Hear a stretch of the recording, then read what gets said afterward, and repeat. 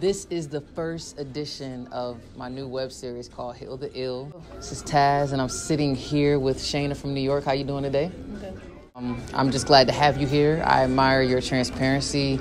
I'm glad you reached out, but I'm gonna tell you a little bit about myself first. I had been privately battling with depression and anxiety, and I was super embarrassed because I've only known you for a few minutes right now, but I have a big personality, and I think a lot of people made me feel like I wasn't allowed to be down, or I had to just be hype or excited all the time, and I didn't want to do that anymore. And I just kind of distanced myself. I took a social media hiatus, and I was suffering in silence, just going through a lot. I called the suicide prevention hotline, scared a lot of my family members. I lost a few friends who took their own lives, and I just got to a point where I'm like, what can I do to help elevate my voice? Because I feel like my friends that were no longer here probably didn't feel like they had the courage to speak up because it was embarrassing to talk about what they were going through. So in that process, when I was trying to heal myself, I had a breakdown, and then I had to re-identify that it was really a breakthrough. And that's how I came up with the album Mentally Ill. And I thought that it was a great title before, I'm not going to say mental health is trending right now, but it is being spoken about a lot more, and I'm happy to see that. And back in June when I started this project, the whole goal was just to be transparent with my feelings, because I started to say, hey, I'm down, I'm not feeling well, and I started posting that publicly, and people were just like, I can't believe you, Taz, you live in LA, you're living it up, that you'd be going through this. And people started opening up and sharing things with me, and it made me feel like I was doing something. So the whole concept with the album with Mentally Ill was a double entendre, that I can have an ill way of thinking, but also be able to be transparent and not feel like it's a bad thing or to be shamed about my mental illness. So the whole idea with this vlog series was just to open up the dialogue about mental health awareness. And so that's what led me here. Your Mentally Ill is coming soon, so I can't wait to share the album with people. And I know music is a form of therapy, and so I'm just glad to have you here. I just wanted to give you a little bit of a brief story about this. So I just want to know more about you now. I hope you learned everything about me. Feel free to ask anything else you'd like. But tell me about yourself, where you from, and how you got started speaking up about mental health awareness. Well, I'm from Utica, New York. Okay. I started, I don't know exactly, I've always been open with my life. Where I move around a lot, no one understands that, but it's just in November of last year, I moved to Arizona. Okay. That's some good air out there, I heard. It is. Okay. And I gave myself 50 days to, it was a 50-day self-love challenge. Okay. So I was trying to learn peace and what made me feel peaceful. But in the process, I ended up moving back home, and I realized that it's not something you just don't find peace in. It's I had to learn how to protect it. Mm-hmm. So that was November. December 2017, I tried to hang myself. And it was I just knew, I'm just if there's no reason for me to be here. I can't help these thoughts. It's the devil. I can't do it. And when I did it, I just heard a voice. It was my nephew's voice. He's my best friend. And I heard him say, Didi, don't. And my foot just slipped. I just, everything. And I just collapsed. And I was just what am I doing? Mm-hmm. And New Year's Day, I woke up in the psych ward. And it wasn't because I tried to commit suicide, but I was just I was going through heartbreak, and I was heartbroken, and I just I was traumatized. I was just I don't even know what to do anymore. So that was New Year's. My first week of January, I just told myself, you have to change. 2018, right? Mm-hmm. Okay. So from January till now, I mean, it took a lot of prayer, but I found myself. You know what I mean? When I moved here, I knew that it was just time. Mm-hmm. So before all of that, right, my anxiety and my depression, it started as a kid. I shake a lot. I'm really not even nervous right now. I make you comfortable. You feel me with family. I'm comfortable, but right. I just shake all the time. People always ask me why do you shake? I went through addiction. I was addicted to pain pills for 3 years. And At what age did that start? That started when I was maybe 22, but it was just random from the doctor at that time. To help with the shaking? Or no, okay. I just was I started getting I would have a toothache. Okay. And they'd be oh, here's Percocets, or you know what I mean? And then after the years went by, I'm like, the doctors keep giving me these pills for pain. Maybe they'll help me with my pain too. So like emotional pain. Yeah. Okay. So they became like vitamins once a day. I couldn't work without them. I couldn't sleep without them. I couldn't be in my relationship without them. I couldn't talk, nothing.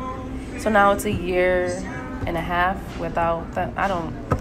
When I was on them, I'm like, I'll never have a baby. Like, I'll never stop taking these pills. But now I'm just like, I couldn't imagine taking one. You know what I mean? But I try to help, or I try to fix my issues with the pills. But before all of that, when I was a baby, like when I was younger, I feel like I was just looking for all these answers. Like, my father was killed when my mother was 2 months pregnant with me. I'm so sorry to hear that. But my story altogether, it's just so, I love talking about it because I know there's so many people out there that are going through the same thing. Right. You know what I mean? Like, with my mom, me and my sister are 17, 18 months apart. So when my mom found out she was pregnant with me, her and my dad decided, we can't keep this baby because, I had my brother and my sister, and it would just be too much. So my father was killed, and my mom didn't have an abortion because it was his last child. So I kind of feel like he gave me life, because if he wasn't killed, they would have went on with, right. You know what I mean? So how old were you? I mean, that's a deep story. Like, how old were you when you found that out? Like, what made your... That sounds like something that a mom might not ever want to tell their child because it's so... My grandma told me. Oh, okay. Yeah, my grandma told me when I was about maybe 13. Why did you ever ask her why she decided to tell? That's a lot. It seems... I'm not saying that it's heavy right now, but just to think that someone could share that, with you. And how old were you when you found out that the truth about like how your father wasn't, or just even about your existence? I started going to like the library and I have all until they found the guy that killed my dad. I met the guy in jail that killed my dad. Like, I went there to forgive him, and I just wanted the answers. You know what I mean? So back when I was younger and my grandma told me that story, I hated my mom. I was like, you didn't even want me. I was young. I couldn't, now I'm just like, well, you were young. My dad died when he was 21. Right. So it's just like, you weren't ready for me. But I just feel like he gave me life. Like, you know what I mean? Him passing away and then my mom keeping me. And I don't feel like I'm a regret or anything like that. You know what I mean? So... Has it had any, when you confronted your mom about it, was it difficult? Like, did it cause any strain in your relationship? Me and my mom's relationship is not the easiest. Okay. But when I was so young and angry, and I just wanted my dad. Like, my arm is off for my dad. Like, he's like my best friend. So at that time when I found out and I told my mom, I was a very angry, difficult child. You know what I mean? I hated school. I hated teachers. So at that time, I'm just like, you hate me. You didn't even want me. You know what I mean? Now it's just different. It's just like, I understand. I really do. Did any of that, I guess, lead to your depression or your anxiety? Or were you already feeling those symptoms and then found that out and it just amplified it?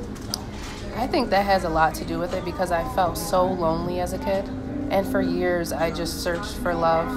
Like, I was in an 8-year relationship. And after that, I was in an 8-month relationship, and that's really it.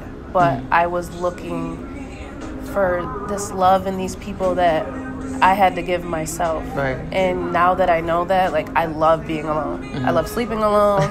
I love doing, it's different. And now me feeling how I feel, I know that I can accept love and love someone the right way. It's like, I had to learn that. I had to go through all. So since this is your first video interview, tell me about your speeches. You said you spoke to hundreds of people. How did you get started with that? I did. My first was actually in April. Okay. And it was all women. And oh my God. Power to pussy. I was a nervous wreck. I'm like, and then I was saying things that a lot of my friends and family didn't know. Like, to stand there and say, I tried to hang myself, end my life. That's hard to say. Yeah. It's hard to even to think about now. But doing it, I just because I have my own clothing line too. Oh, okay. But doing that, I realized I'm like, I can make a shirt in a couple seconds. But to stand here and talk to these people and I see them crying and, I'm not crying because I overcame this already, but I used to cry too. Right. So it's just like my story might seem sad, but it's really not. That's like the beauty helping in and it. healing, like that's what I'm meant to do. Like that's what I want to do. I've lost 3 friends to suicide, and I've been like looking for answers, like why. Like a really, really close friend of mine. Again, just out of respect for her family, I'm not going to give the details, but it's very relative to what you tried to do. And I think just, again, thinking about what you and I, like the similarities between you and I, her favorite color was yellow. You weren't yellow, sunshine. That's my favorite color. Really?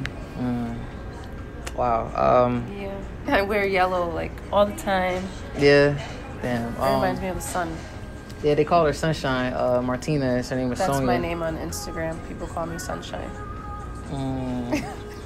Oh, man. That's crazy. Okay. Yeah. Ooh, that's heavy. I said I wasn't gonna cry, but this is some real shit. Damn.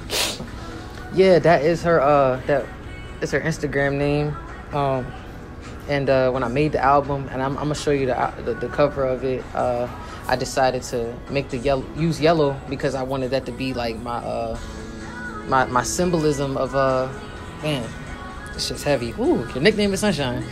Damn. All my friends call me that. People get their nails done yellow and they tag me in it. Man, you got the same features as her too. That is, oh man, she's Puerto Rican and black, long curly hair. I'm Puerto Rican and black. This is like. When's her birthday? September 17th. She's Virgo. You know how you say that your dad's presence is all around you? I feel the same with her. Like how you can speak happily about her. I was down, man. Like I had her obituary like posted in my room. I wasn't able to make it to her funeral, beating myself up about it.